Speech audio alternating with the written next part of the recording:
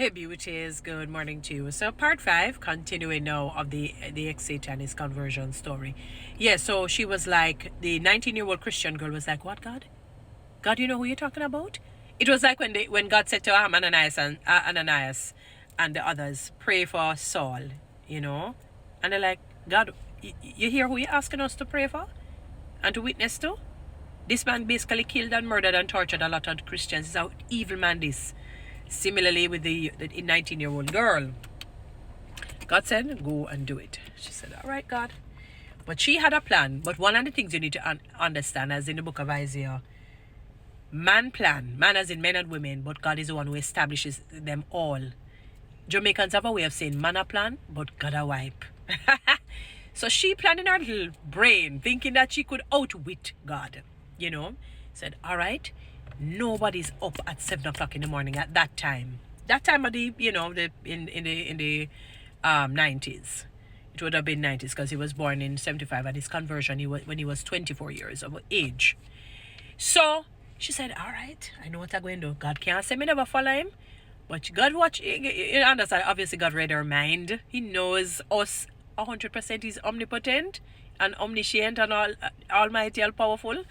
All right, so she planned in her mind, all right, God, because she wanted to get out of it, but she never wanted to disobey God. So, but she tried using a trickery. So she so beautiful people. So she said, all right, nobody's up 7 o'clock. You see, I must go and look for him and whatever. If I walk around, I did it, and so on, sort of a thing. So little did she know that he had his trip to go to be installed for his installation as whatever.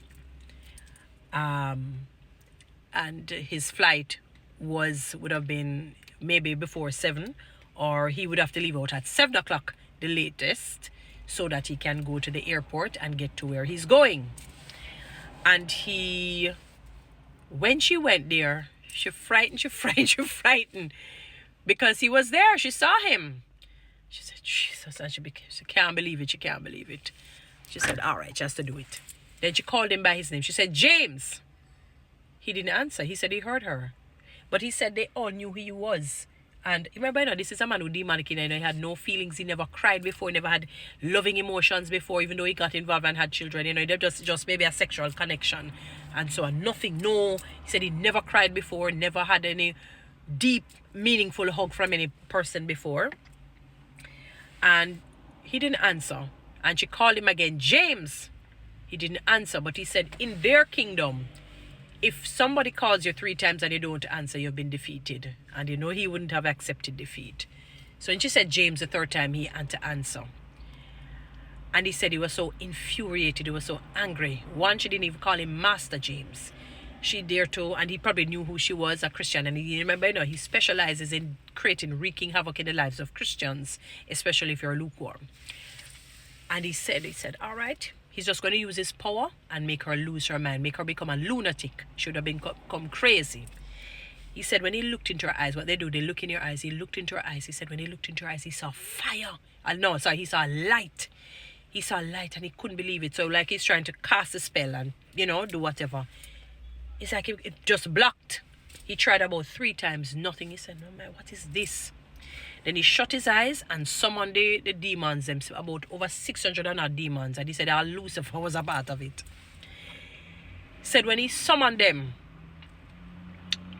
when he opened back his eyes, he said he saw Christ Jesus. He saw Jesus Christ. It's like he saw him. An impression of him, who, obviously. And he said, my God, he said he did not see the woman at all when he opened back his eyes.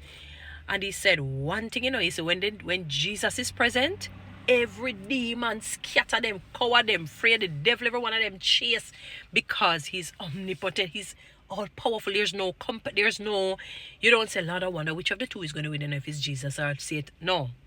The demon, they scatter. Remember the man who was possessed with over 2. It was about, based on biblical history, it was over 2,000 demons. He had a legion, they call it. And remember when he came, he said, oh God, have mercy upon me. You remember? The demon, them frightened when them see Jesus. So, when he said not one demon remained, and he said immediately he lost his power, the evil power. And he said he became fearful. He became fearful and him shut him eyes, him frightened. When he shut back his eyes and opened it, he saw the girl again.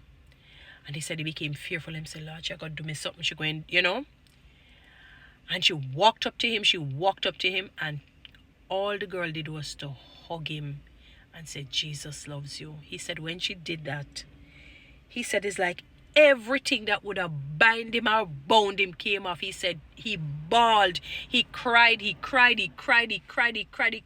said even she cried with him. He bawled, he cried. He could not believe it. For the first time in his life, he knew what a hug felt like. It's like his mind went all the way back to childhood.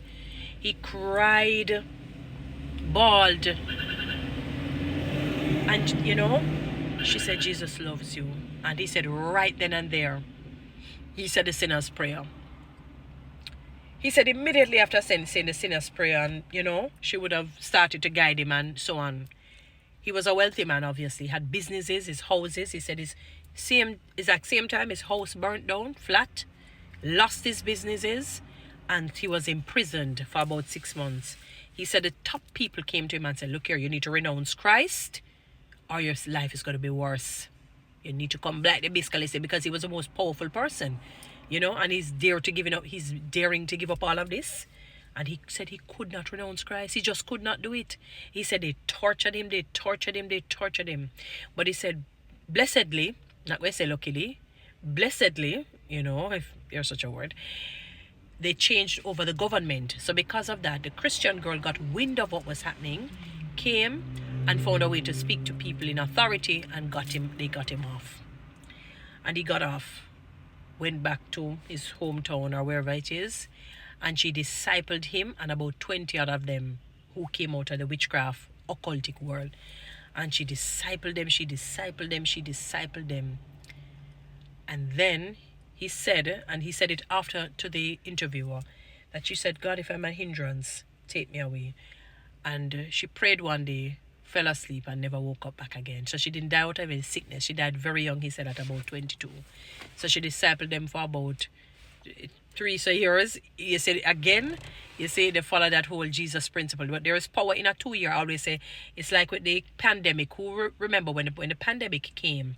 Because it was 2 years, 2 to 3 years, but predominantly 2 years of every day you could wear your mask, disinfectant, this, that, and the other. People started changing a lot of things because 2 to 3 years of arduous principles being instilled in you basically every day, you will be transformed. That is why Jesus had to do that with the disciples, because he knows that after about 2 to 3 years, they would have been transformed. It would have gone into their soul, man.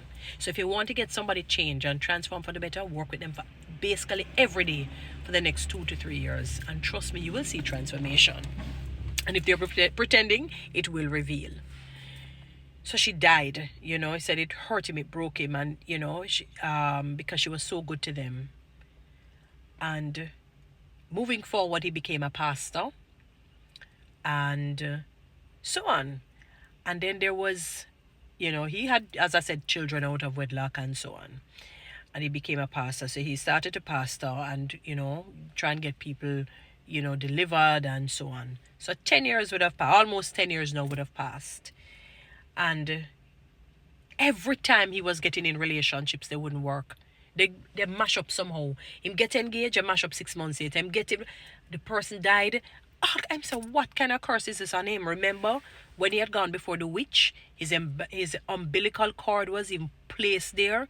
Remember he had an evil marriage, like a soul tie evil thing. All of that. Didn't realize what was happening. One day a lady came with a deformed looking face, and this was done through witchcraft. Deformed, and God said to him, this woman is going to be your wife. He said, what the heck? God, what is you saying to me? Remember now, he's a man.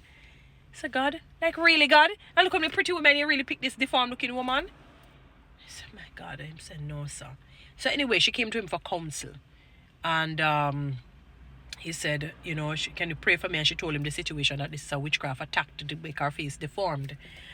And he said, all right. Like, you remember when I told you about the woman who wanted to trick, the girl who wanted to trick God by coming early, thinking that he would not have been awake?